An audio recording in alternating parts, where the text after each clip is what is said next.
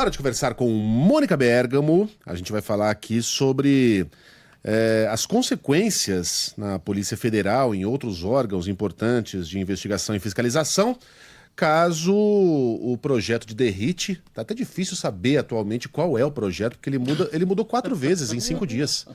Mas se aquilo que está proposto, mais uma vez, não for alterado. Diga lá, Mônica, bom dia para você.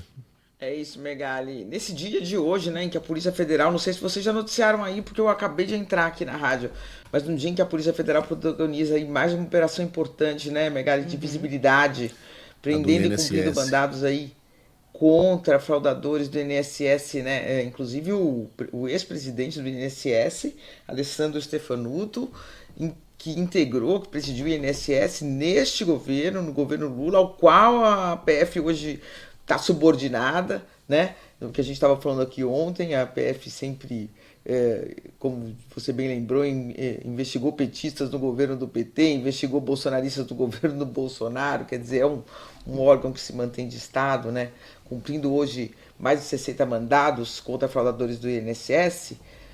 Enfim, nesse dia a gente está aqui para dizer, para mostrar, Megali, que os números revelam o tamanho da pancada que não só a Polícia Federal vai tomar, mas também outros órgãos que promovem políticas de contenção do crime, caso a proposta desenhada pelo deputado federal Guilherme Derrite não sofra mais alterações ainda. Já foram 4 os relatórios, como bem disse você, Megali, e a matéria pode ser votada na próxima semana na Câmara. Vamos lembrar que não é só um relatório do Derrite, o relatório vai para a votação e pode ter mais emendas, pode ter destaques, confirmando aí essas ameaças. O Derrite está agora prevendo, Begali, como a gente disse aqui ontem, que as receitas provenientes de bens perdidos em favor da União, bens de traficantes e de pessoas acusadas de lavar dinheiro, que são perdidos em favor da União, e que atualmente são destinadas a fundos geridos pelo Ministério da Justiça e da Segurança Pública, sejam destinadas aos governos estaduais, ou seja, tira do governo federal, coloca, pulveriza entre os governos estaduais. Os técnicos do Ministério da Justiça fizeram uma nota interna, Megalha, a qual eu tive acesso, dizendo que as receitas desse perdimento de bens de traficantes e lavadores de dinheiro representam uma fonte vital de recursos para a execução das políticas públicas de segurança e justiça. A perda total, Megali, seria de 367 milhões em 2025. Só uma das fontes de receita orçamentária da PF, o Fundo para Aparelhamento e Operacionalização das Atividades FIM da Polícia, né, perderia mais de 27 milhões. O Fundo Nacional Antidrogas perderia 272 milhões, Megali. Imagina, desaparece, né, o Fundo Nacional Antidrogas, 272 milhões. O Fundo Nacional de Segurança Pública, que apoia diversos projetos no Brasil todo, projetos destinados, por exemplo, a reequipamento, treinamento, qualificação das polícias civis e militares, de corpos de bombeiros, de guardas municipais, perderia cerca de 60 milhões e assim por diante, Megali. Então, não é apenas, né, uma questão da independência da Polícia Federal, das prerrogativas da Polícia Federal, aquela parte que a gente até comentou aqui também, de que os governadores teriam que acionar a PF para ela poder atuar, no segundo momento que não, que a PF teria que avisar os governadores de que ela iria atuar. Depois isso desapareceu do texto, quer dizer, para preservar as prerrogativas institucionais da Polícia Federal.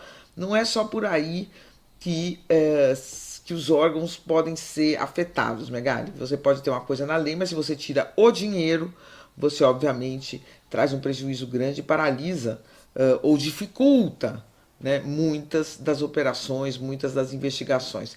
Portanto, temos aí inúmeros, Megali, o tamanho e o contorno do que o Ministério da Justiça enxerga serem ameaças.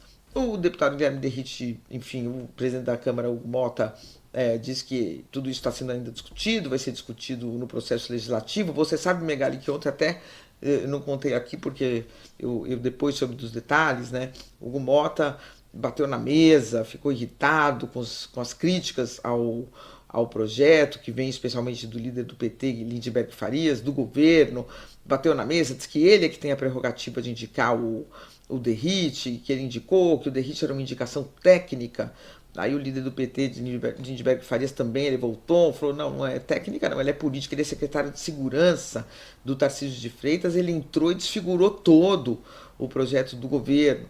Então, muitos embates internos na Câmara com tom de voz alto, com batida na mesa. O projeto está enfrentando aí polêmicas muito grandes internamente, mostrando que foi um relatório feito ali, no mínimo às pressas, né, Megali? Um relatório que muda 4 vezes e ainda assim não chega a consenso algum, nem dos governadores de direita que foram lá pedir para o Derrite pisar no freio. Realmente teve um pouco de improviso em tudo isso aí, né, Megali? Você dizer que o Derrite é uma indicação técnica é risível, né? Desculpa, o Derrite não é um técnico em segurança, não é um especialista em segurança pública. Ele foi um agente do BOP, né? E daí ele já partiu, aliás, ele deixou o BOP. E daí partiu, por uma indicação política, a exercer a função de secretário de Segurança Pública. Ele não tem experiência no combate ao crime organizado, a não ser em campo. Né? Não é ele que traçava as estratégias, macroestratégias de segurança pública. Aliás, ele culpa parte da violência no Brasil ao marxismo cultural, cara. Uma pessoa que é técnica em segurança pública dizer uma asneira dessas, né? Uma opinião típica de redes sociais. Rota, né, foi da rota. Desculpa, técnico do Derrite não é. Não é. Foi uma indicação 100%. Isso é apenas um fato, tá? Não é uma opinião. Foi uma indicação, obviamente, política. E o Hugo Mota também fica muito brabo, né? Sempre que ele é pego ali tentando emplacar uma marotice qualquer, ele vai lá e diz que são narrativas, porque a conversa foi distorcida. E não é distorcida nada, não tem distorção nenhuma. A imprensa explicou direitinho o que estava proposto ali e ninguém gostou, porque aquilo era ruim. Era objetivamente... Qual foi o outro mesmo? Coisa de 2 semanas atrás que ele veio com esse papo de que a PEC da bandidagem. A PEC da bandidagem. Não houve uma distorção. Não distorção nada. Distorção nada. Era a PEC da bandidagem. E aí, enfim, pode jogar nas nossas costas. A gente já está acostumado, que é uma flechada a mais para São Sebastião. Mas não queira que a gente diga amém para um negócio desses. Ô, Hugo Mota, você sabe muito bem o que você fez no verão passado, ou na semana passada. Mônica. É isso. É isso. Beijo pra você, bom trabalho, até amanhã. Até amanhã. Boletim